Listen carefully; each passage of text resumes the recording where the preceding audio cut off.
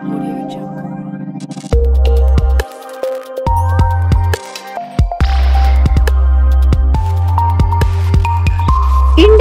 TV 9 news Maharashtra.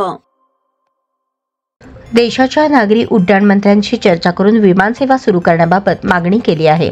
विमानसेवेसाठी काँग्रेसकडूनही प्रयत्न सुरू आहेत। सत्ताधाऱ्यांकडून अडथळे आणण्याचे प्रयत्न सुरू आहेत।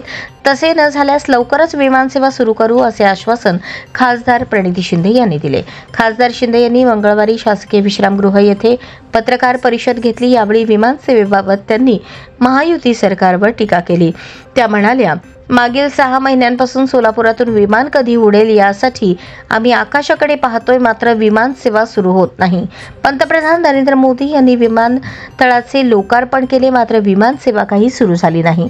देशात राज्यात भाजपची सत्ता असूनही विमान सेवा सुरू होत नाही, हे दुर्दैव आहे। काँग्रेसकडून विमानसेवेसाठी प्रयत्न होत आहेत, परंतु इगोचा प्रश्न येत आहे। सत्ताधाऱ्यांनी अडथळे न आणल्यास लवकरच विमान सेवा सुरू होईल।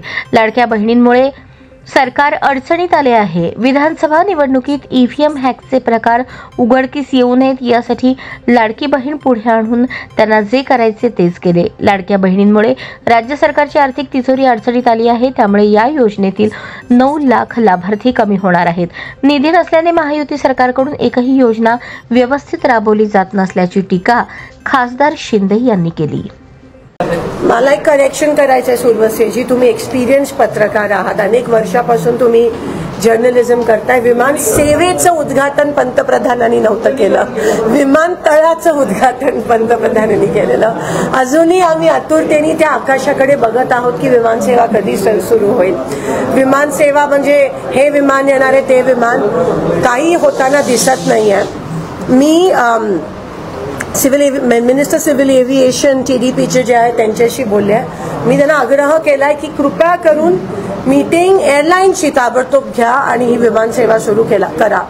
पण अडथळे निर्माण होतात, इगोचा विषय होतो। जेव्हा आम्ही पुढाकार घेतो तेव्हा ते कसं थांबवायचं नेमकं ह्याकडे सरकार जास्त लक्ष केंद्रित करत आहे। पण लोकांनी आशेने काँग्रेसचा खासदार सोलापूर जिल्हा 10 वर्षांनी निवडून दिलाय। लोकांनी विश्वास दिलेला तो मी दाखवलेला मी व्यर्थ जाऊ देणार नाही। काही दिवसातच काँग्रेस पक्षाकडून आणि आपल्याकडून विमानसेवा सुरू झालेली तुम्हाला दिसेल, जर सत्ताधाऱ्यांनी अडथळे नाही आणले तर।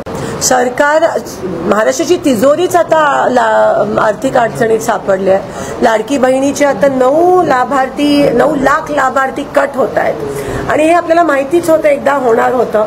त्या लाडकी बहीण योजनेकडे सगळे पैसे वळवल्यामुळे अनेक योजना, PM किसान, संजय निराधार, सगळ्या योजना बंद आहेत। सरकार मी एवढं पण सांगितलं की तुम्ही जर ह्या एका योजनेचा लाभ घेत असाल तर तुम्हाला दुसरी योजना आम्ही देऊ शकणार नाही। इथपर्यंत ह्या लेवलला येऊन सरकार जर पोहोचली असेल तर ती शोकांतिका आहे।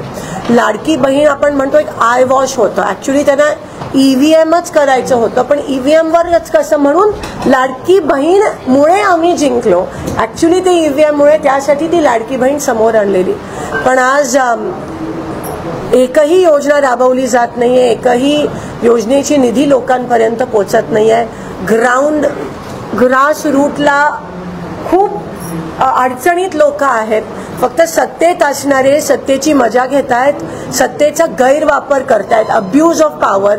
विमानं वळवली जात आहेत, धमक्या दिल्या जात आहेत, मर्डर्स केले जात आहेत, मारहाण केली जाते आणि सरकारचा सत्तेचा गैरवापर कसा करायचा हे ज्वलंत उदाहरण हे महायुतीचं सरकार आपल्याला देतं।